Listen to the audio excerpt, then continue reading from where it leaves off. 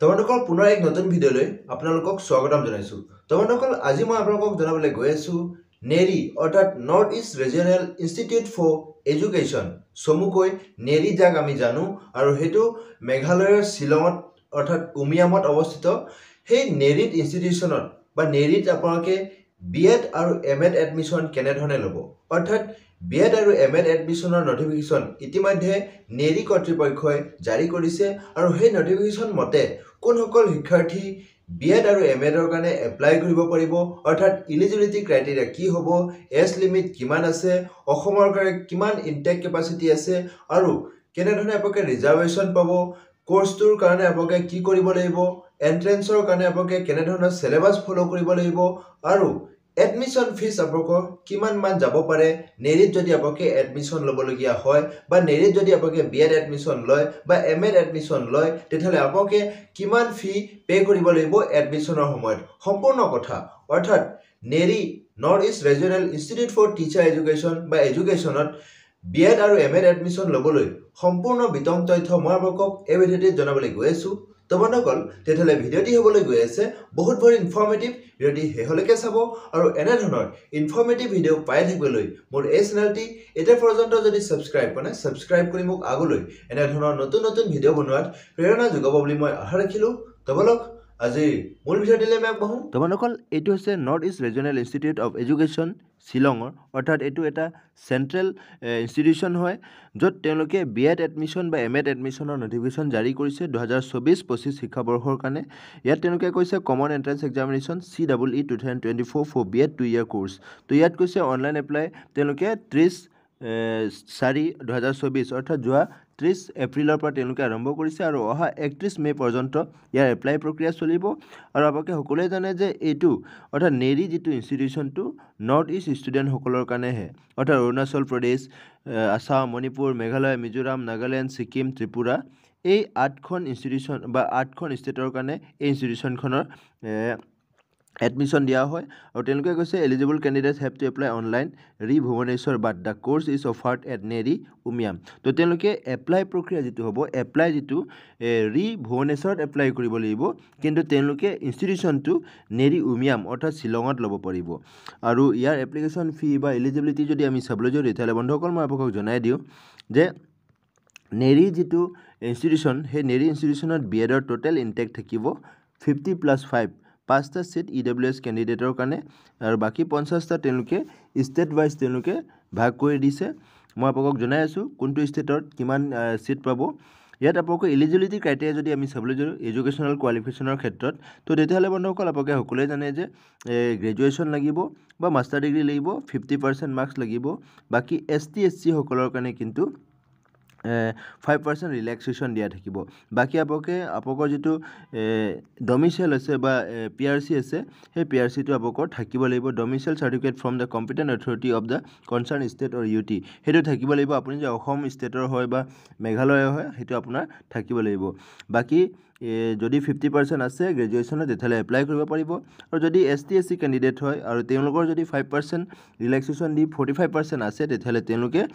এই কোৰ্চটোৰ কাৰণে এডমিশ্যন ল'ব পাৰিব, এপ্লাই কৰিব পাৰিব। বাকী আমি যদি কোৰ্চ ফি অৰ্থাৎ এডমিশ্যন ফি যদি আমি চাবলৈ যাওঁ তেতিয়াহ'লে আপোনালোকৰ পাৰ ইয়াৰত কিমান দিব লাগিব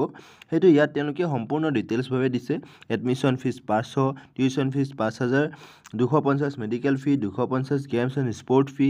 মেগাজিন ফি আকৌ 200, institute caution money to be at the time of admission and refundable after completion of course 1000 যিটো আপোনালোকে কৌচন মানি যিটো দিব সেইটো আপোনালোকে ৰিফাণ্ড পাব আফটাৰ কমপ্লিশ্যন অফ ডিগ্ৰী বা কোৰ্চ। বিএড কমপ্লিট হৈ যোৱাৰ পিছত 1000 টকাটো আপোনালোকে ৰিটাৰ্ণ পাই যাব। আই কাৰ্ডৰ কাৰণে 150 তেনেধৰণে টোটেল মিলাই আপোনালোকৰ 13,350 অৰ্থাৎ আপোনালোকৰ যিটো admission fees during the time of admission you have to pay' 13,350 অৰ্থাৎ অনলি 13,350 পে' কৰিলেই হ'ল। যদি আপুনি নেৰি বিএডত বা নেৰি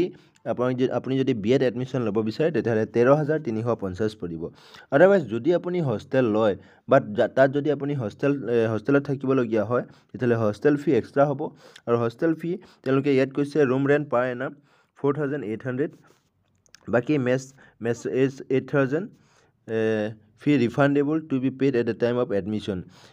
মেছ এডভান্স আপোনালোকে ফি দিব লাগিব ৰিফাণ্ডেবল অৰ্থাৎ মেছ যিটো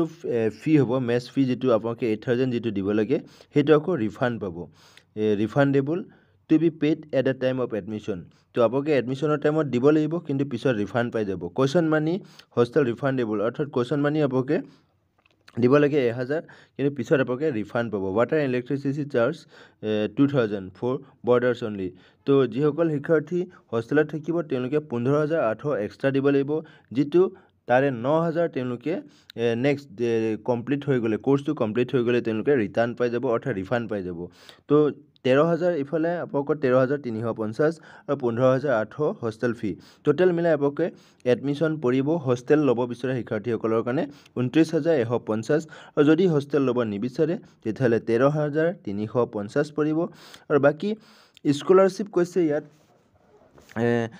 all SC ST scholarship will be awarded only to those students who reside in the Neri hostel তো যিসকল শিক্ষাৰ্থী SC ST হয় আৰু নেৰি কেম্পাছত থাকে তেতিয়াহ'লে তেওঁলোকে হোষ্টেলৰ থকাৰ বাবদ বা তেওঁলোকে স্কলাৰশ্বিপ এটা লাভ কৰিব আৰু সেই scholarship of ₹800 per month for SC ST student 800 আপোনালোকে পাৰ মান্থ লাভ কৰিব অৰ্থাৎ আপোনালোকে পাৰ ইয়াৰত আপোনালোকে 9,600 টকা পাই যাব অৰ্থাৎ প্ৰায় 10,000 আপোনালোকে পাৰ ইয়াৰত পাই যাব দুবছৰত আপোনালোকে 20,000 টকা ওচৰা-ওচৰি আপোনালোকে লাভ কৰিব তো বন্ধুসকল মই আপোনালোকক কৈছোঁৱেই যে আপোনালোকে যিটো এডমিশ্যন ল'ব সেই এডমিশ্যন ফিও আনকি আপোনালোকে ৰিটাৰ্ণ স্কলাৰশ্বিপ হিচাপে আপোনালোকে ৰিটাৰ্ণ পাই যাব বাকী মেৰিট কাম means scholarship up to 50% of general students general OBC কেণ্ডিডেটৰ কাৰণেও ইয়াত স্কলাৰশ্বিপ ফেচিলিটি দিয়া আছে প্ৰভিজন ফৰ ফ্ৰী শ্বিপ আৰু যদি আপোনালোকে আপোনাৰ যদি ভাল পাৰ্চেণ্টেজ হয় বা আপোনাৰ মেনাৰ্ছ যদি ভাল হয় তাত থকা সময়ত তেতিয়াহ'লে আপোনাৰ প্ৰভিজন ফৰ ফ্ৰী শ্বিপ অৰ্থাৎ টোটেল ফ্ৰী খোৱা বোৱা এডমিশ্যন ফিজ এই সম্পূৰ্ণ ফ্ৰী শ্বিপৰ ব্যৱস্থাও ইয়াত আছে বুলি কৈছে বাকী ইম্পৰ্টেণ্ট ডেটছ যদি যাবলৈ যাওঁ তেতিয়াহ'লে বন্ধুসকল মই আপোনালোকক জনাইছোঁৱেই যে যোৱা 30 এপ্ৰিলৰ পৰা ইয়াৰ এপ্লাই প্ৰক্ৰিয়া আৰম্ভ হৈ গৈছে আৰু অহা 31 মে 2024 পৰ্যন্ত আপোনালোকে এপ্লাই কৰিব পাৰিব বাকী তেওঁলোকে ডাউনলোডিং অফ এডমিট কাৰ্ড কৈছে 10/6/2024 অৰ্থাৎ 10 জুনৰ পৰা 16 জুনৰ ভিতৰত আপোনালোকে এডমিটটো ডাউনলোড কৰিব পাৰিব আৰু ইয়াৰ এক্সাম তেওঁলোকে 16/6/2024 16 জুনত তেওঁলোকে অনুষ্ঠিত কৰিব বাকী last date of uploading the marks of the qualifying examinations for applicants appearing in CEE BSc B.Ed BA B.Ed MSc MA Ed তো 20/6/2024 বাকী MA B.Edৰ কাৰণে আকৌ 30/6/2024 বাকী declaration of result of CEE অৰ্থাৎ যিটো ৰিজাল্ট তেওঁলোকে পাব্লিছ কৰিব 10/7/2024 অৰ্থাৎ জুলাইৰ 10 তাৰিখে তেওঁলোকে পাব্লিছ কৰিব আপোনালোকে যিটো CEE এক্সাম দিব কমন এণ্ট্ৰেন্স টেষ্ট যিটো হ'ব বা কমন এণ্ট্ৰেন্স এক্সাম যিটো দিব সেইটো তেওঁলোকে 10 জুলাই তাৰিখে ৰিজাল্টটো পাব্লিছ কৰিব বাকী এপ্লিকেশ্যন ডিটেইলছটো মই ইতিমধ্যে কৈছোঁ আপোনালোকে কোৰ্চ নেৰি উমিয়ামত কৰিব লাগিব কিন্তু ভুৱনেশ্বৰত আপোনালোকে এপ্লাই কৰিব লাগিব ইয়াত তেওঁলোকে স্পষ্টভাৱে এই কথা কৈছে 2 years B.Ed কোৰ্চ হয় আপোনালোকে এডমিশ্যন ল'ব লাগে এপ্লাই কৰিব লাগে আৰু কিবা অসুবিধা থাকিলে কমেণ্ট ছেকশ্যনত কমেণ্ট কৰিব মই আপোনালোকৰ সমস্যাখিনি দূৰ কৰিবলৈ চেষ্টা কৰিম তো বন্ধুসকল তেতিয়াহ'লে ভিডিঅ'টি বেছি দীঘলীয়া নকৰোঁ ভিডিঅ'টি শেষলৈকে চোৱাৰ বাবে আপোনাক অশেষ ধন্যবাদ জয় আই অসম